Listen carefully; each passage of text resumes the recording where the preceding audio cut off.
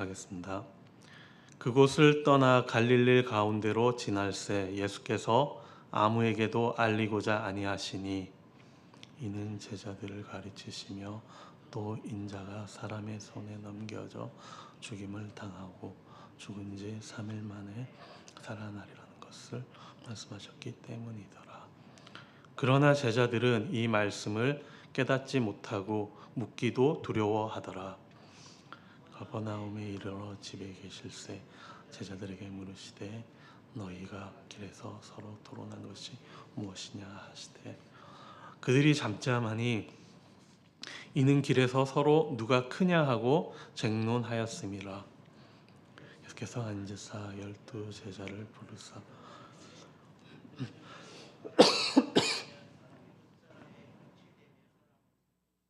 섬기는 자가 되어야 하리라 하시고 어린아이 하나를 데려다가 그들 가운데 세우시고 앉으시며 제자들에게 이르시되, 다 함께 읽겠습니다. 누구든지 내 이름으로 이런 어린아이 하나를 영접하면 곧 나를 영접함이요 누구든지 나를 영접하면 나를 영접함이 아니요 나를 보내신 이를 영접함이니라. 아멘. 예수님은 제자들에게 자신은 사람의 아들로서 자신의 역할을 감당하기 위해 결국 죽을 것이라고 분명히 가르치시고 계십니다. 하지만 단지 사흘 동안만 죽은 채로 있을 거라는 예수 그리스도의 확신조차도 제자들의 당황스러운 마음을 진정시키지는 못하고 있습니다. 예수님의 죽음을 통해 이루어지는 것이 무엇인지를 깨닫지 못한 제자들은 그런 일이 절대 일어나지 않을 것이다 라고 이야기도 했고, 이번에는 그 세부 사항에 대해서 묻기를 두려워하고 있습니다. 30절 말씀에서 예수님과 제자들은 이제 갈릴리 가운데를 지나 가버나움으로 이동하셨습니다. 예수님은 자신의 등장을 알리지 않고 자신의 행방을 비밀로 하고 싶으셨기 때문에 아무에게도 자신과 제자들의 소재를 알리고자 하지 않았습니다. 오직 제자들에게만 가르침을 집중할 때라고 생각하신 것입니다. 예수님은 자신이 하늘로 돌아간 뒤에 제자들이 사역을 감당할 수 있도록 잘 준비시키고 그리고 다가올 일들에 대비하게 하심으로 제자들이 놀라움에 사로잡히지 않도록 하려고 했던 것입니다. 예수님의 가르침은 이것이었습니다. 31절 말씀입니다. 이는 제자들을 가르치시며 또 인자가 사람들의 손에 넘겨져 죽임을 당하고 죽은 지 3일 만에 살아나리라는 것을 말씀하셨기 때문이더라.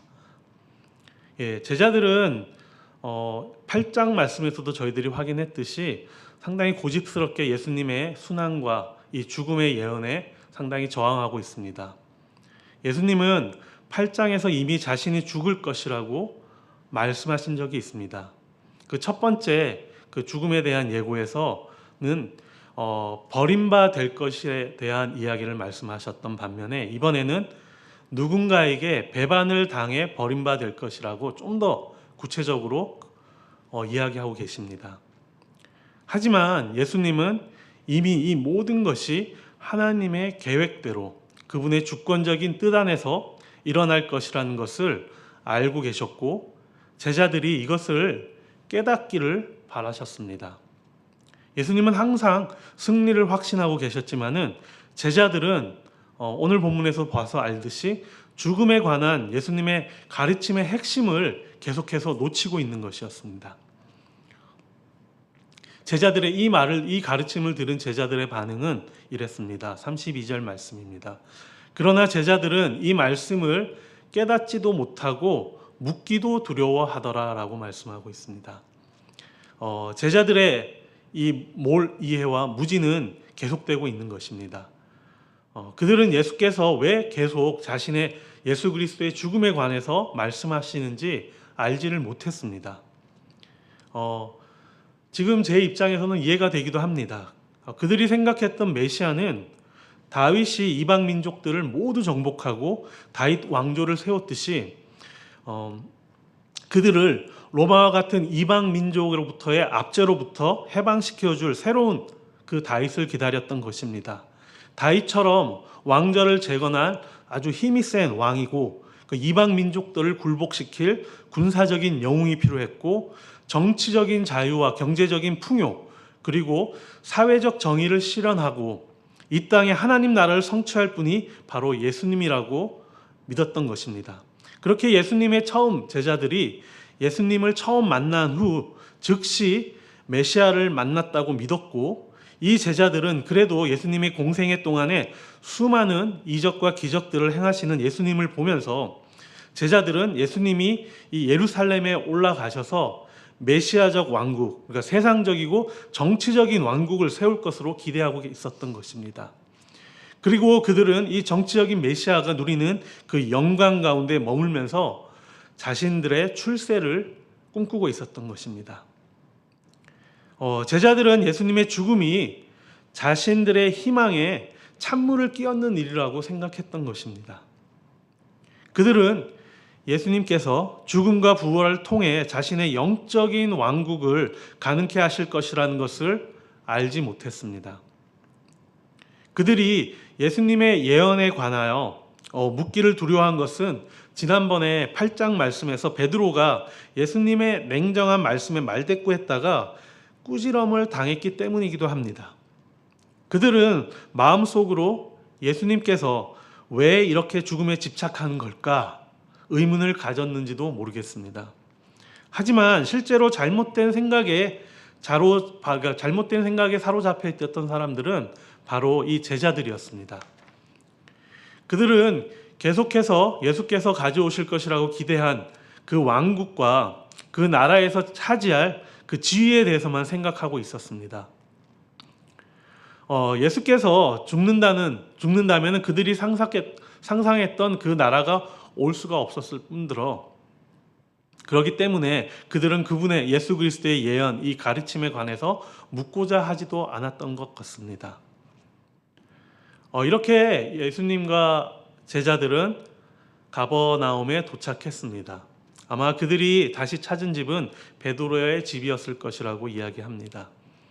제자들은 길에서 예수님을 따라오면서 논쟁했던 그것들을 자기들만 알고 있다고 생각을 했던 것 같습니다. 하지만 예수님은 그들이 열띤 논쟁을 벌이고 있었음을 알고 계셨습니다. 제자들은 예수께서 죽음에 관해 말씀하신 것을 이해하지 못했습니다. 그들은 여전히 예수님의 이 땅의 왕으로 생각하고 있었으며 그분이 세울 나라에서 자신들이 차지할 위치에만 계속해서 관심을 기울이고 있었습니다. 그래서 그들은 예수님이 죽음에 관한 말씀을 무시한 채 그 나라에서 누가 가장 큰 자가 될 것인지에 대해서 쟁론하기 시작했던 것입니다. 아마 마가가 이런 가장 초라한 십자가에 자신을 내어준 예수님과 그리고 자신들의 지위에만 몰두하고 있는 이 제자들을 분명하게 대조하고 있는 모습을 우리가 이 말씀 가운데서 확인할 수가 있습니다. 분명히 예수님께서는 제자들이 무엇에 관해 쟁론하고 있었는지 이미 알고 계셨습니다. 질문을 하셨지만은 대답은 듣지 않은 것을 보았을 때 우리는 예수님이 이미 알고 있었다라는 것을 알 수가 있습니다. 하지만 그런 후에 예수님은 제자들에게 두 번째 가르침인 참된 큰 자에 관한 정말 귀중한 가르침을 가르쳐 주십니다. 34절 말씀에 보면은 그들이 잠잠하니 이는 길에서 서로 누가 크냐 하고 쟁론하였음이라. 예수님의 질문에 제자들은 당황하여 아무 말도 못했습니다. 어느 누구나 자신들이 서로 누가 크냐에 대해서 쟁론하고 있었다는 사실을 절대 시인하고 싶지 않았을 것입니다.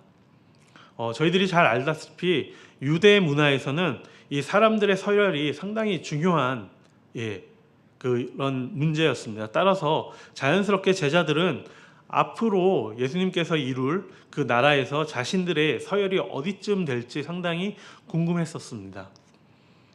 이러한 논쟁은 여러 차례 우리가 잘 아는 베드로와 야고보와 요한에게만 예외적인 그런 특권이 주어졌던 그런 것 때문에 더욱더 가열되었을 것입니다. 9장 초반에만 보더라도 이 세 명이 예수님과 함께 산에 갔지만은 그들에게서 무슨 일이 있었는지조차 말하지 못하였다라고 이야기하고 있습니다. 제자들은 예수님의 공생애 동안 함께 하였습니다. 동행하였습니다. 수많은 이적과 기적과 표적을 보이신 예수님의 인기를 몸소 실감하였습니다. 거기에 취한 것인지도 모르겠습니다. 그들은 지금 이 순간 예수님의 정말 가르침을 애써 외면한 듯 합니다. 예수님의 진짜 복음에는 관심이 없이 그저 그 예수님의 이름을 쫓아다니는 그런 열성 팬들과 같은 그런 팬에 불과하다라는 생각을 하게 됩니다. 이 모습이 우리에게도 있지 않는지 우리는 이 말씀을 통해서 비춰봐야 할 것입니다. 우리도 예수님과 동행하는 삶을 산다고 이야기합니다. 하지만 오늘 제자들의 모습에서는 동행만으로 예수님의 제자의 삶을 살고 있다고 보기에는 무리가 있습니다. 어떻게 보면 동상이몽을 꾸고 있는 것입니다. 예수님과 동행하면서 그저 그 영광에만 마음과 시선을 빼앗긴 제자들의 모습을 우리는 확인할 수가 있습니다. 이 고난과 영광에서 영광만을 바라는 제자들의 모습에서 나의 모습, 우리의 모습은 없는지 살펴보아야 할 것입니다. 큰 자가 되고자 하던 그들의 모습은 비록 예수님과 동행하는 그들이었지만은 그 길에서 나눈 제자들의 대화에서는 지극히 탐욕적인 길을 걷고 있는 그들의 모습을 보게 됩니다. 그들의 발걸음은 여기저기 예수님을 따라 동행해 왔지만은 마지막 예루살렘으로 향하는 그들의 마음은 자꾸 예수님의 길로부터 멀어지는 것 같습니다.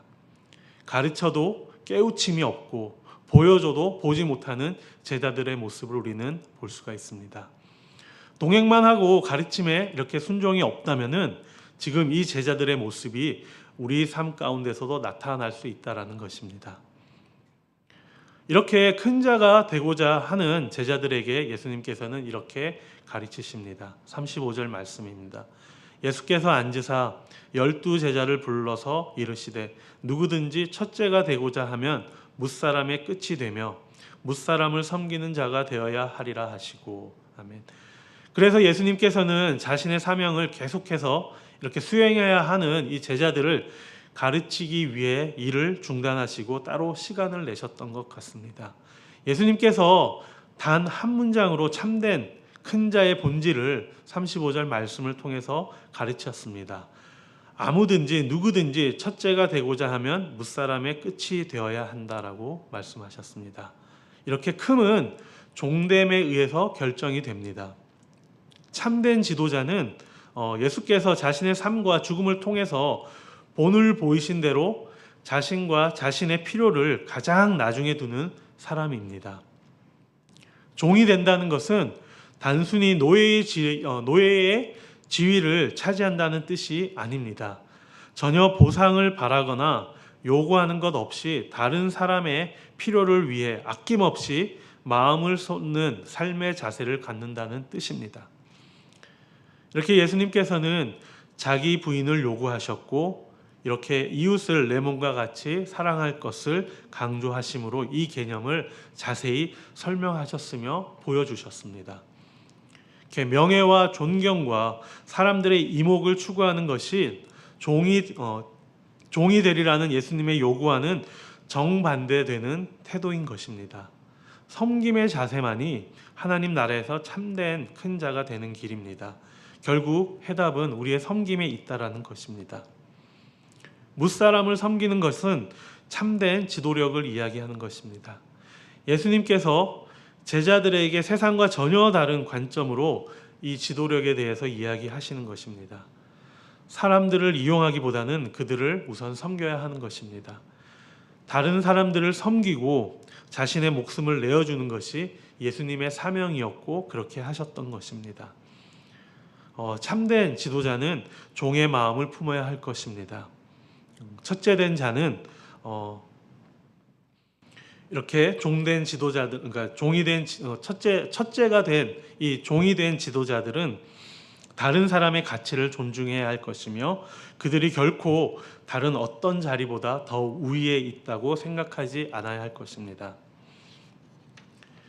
결코 좀 더 높은 지위나 존경이나 예외적인 특권을 기대하는 마음으로 삶을 살지 말아야 한다는 것을 이야기하는 것입니다. 대신해서 다른 사람들을 도울 수 있는 길을 계속해서 찾아야 하는 것입니다. 이것을 설명하기 위해서 예수님께서는 어린 아이를 데려다가 다시 제자들에게 말씀하십니다. 36절과 37절 말씀입니다. 어느 어린 아이 하나를 데려다가 그들 가운데 세우시고 앉으시며 제자들에게 이르시되 누구든지 내 이름으로 어린 아이 하나를 영접하면 곧 나를 영접하며 누구든지 나를 영접하면 나를 영접함이 아니요 나를 보내신 이를 영접함이니라. 이 구절에 나타난 예수님의 행동은 바로 앞절에서 말씀하신 말씀을 더욱더 분명하게 보여주고 있는 것입니다. 어린아이 하나를 이렇게 영접한다는 것이 어떻게 보면 되게 쉬운 얘기처럼 들릴 수도 있습니다. 그 정말 때묻지 않은 그 정말 예쁘기 예쁜 그 어린아이를 영접한다는 것이 정말 쉬운 일처럼 보이지만은 여기서 말하는 그 아이는 이 종과 같은 단어입니다. 그렇기 때문에 예수님은 제자에게 어린 아이들을 환영하라고 가르치시는데 이것은 어린 아이들이 이 시대에는 2등 시민으로 취급되었습니다. 예수님은 이 어린 아이들을 영접하는 것과 같이 예수님을 기꺼이 영접하는 것을 동일시하셨던 것입니다. 예수님은 또한 예수님을 영접하는 것이 곧 예수님을 보내신 자, 곧 하나님 아버지를 영접하시는 것이라고 이야기하시고 계십니다. 이렇게 예수님과 하나님 아버지는 한 분이신 것입니다. 예수님이 말씀하시는 이 첫째된 자의 모습이 바로 이런 모습입니다. 사회에 연약하고 소외된 사람들을 먼저 품고 돌보는 것입니다. 이것이 예수님께서 이 땅에서 우리에게 보여주신 모습이었던 것입니다. 말씀을 정리합니다. 오늘 예수님은 이 죽음과 부활, 그러니까 고난과 영광에 대해서 가르치십니다. 하지만 제자들은 이 고난을 애써 외면합니다. 그리고 딴소리를 합니다. 자신의 욕망 그리고 누가 더 큰가를 계속해서 이야기하는 제자들의 모습을 우리는 보게 됩니다. 우리는 예수님의 말씀을 깨닫지도 못하고 묻기도 두려워하며 그저 화려한 면만 보고 그리고 내가 보고 싶은 것만 보면서 따라다니는 사람이 아닌지 우리는 이 말씀을 통해서 살펴보아야 할 것입니다. 예수님의 명성과 그 인기를 쫓는 정말 그 연예인을 쫓아다니는 그런 팬인지 아니면은 예수님과 동행하면서 예수님의 가르침에 순종하는 그런 제자인지 다시 한번 우리가 우리의 모습을 살펴보아야 할 것입니다. 오늘 제자들의 모습은 예수님과 동행한다는 것만으로 제자다라고 말하기가 어렵다는 것을 우리는 확인하였습니다. 우리는 예수님과 동행은 하지만은 예수님의 길이 아닌 자신의 길을 걷고 있는 것은 아닌지 생각해 봐야 할 것입니다. 우리는 한 번밖에 없는 인생을 삽니다. 원 없이 정말 후회 없이 남김없이 그리스도의 제자의 삶을 살아야 하지 않겠습니까? 그러기 위해서는 예수 그리스도의 가르침에 순종하는 삶을 살아야 할 것입니다. 그리고 섬기는 자가 되어야 할 것입니다. 그때 우리는 높아질 것입니다. 우리는 더 이상 스스로 높아질 수 있는 존재가 아닌 것입니다. 하지만은 우리가 이렇게 말씀에 순종하고 섬기는 자가 되었을 때 우리 스스로가 할 수 없는 그 높이까지 높여질 것입니다. 예수 그리스도의 가르침에 순종하여 섬기는 저희가 되기를 소망합니다. 그래서 구원의 복된 소식을 전파하는 우리 모두가 주님의 제자가 되기를 소망합니다. 기도하시겠습니다.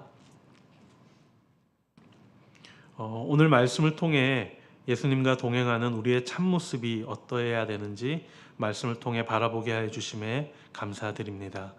예수님과 동행함에 만족하는 저희가 아니라 매 순간 우리에게 가르치시는 그 음성에 듣고 순종하는 삶을 살아갈 수 있는 우리 달라스 연합 공동체가 될 수 있도록 저희들을 항상 지켜주시고 인도해 주시옵소서. 저희의 영적 귀를 열어주시고 하나님의 음성에 귀 기울이는 하루가 될 수 있도록 함께하여 주시옵소서. 섬기기 위해 이 땅에 오신 예수 그리스도를 본받는 제자들이 되길 소망합니다. 감사드리오며 이 모든 말씀 살아계신 예수 그리스도의 이름으로 기도드립니다. 아멘. 지금 이 시간 저희 같은 기도 제목